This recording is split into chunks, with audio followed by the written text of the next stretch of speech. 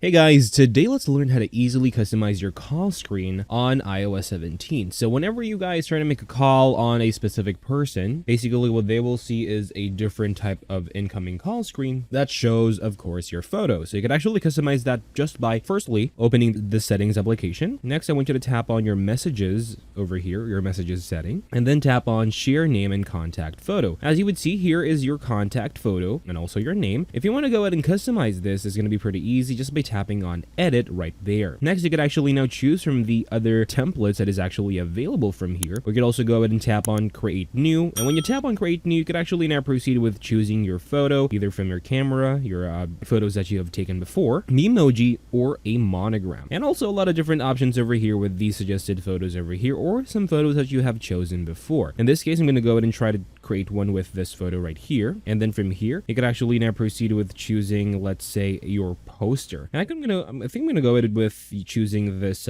monogram over here. You can actually tap on done once you're happy with that. And once you have already created your preview poster or your poster for your call screen, just tap on continue to easily save it as so. And it's that easy, guys. Thank you guys for watching. Please like and subscribe, and take care.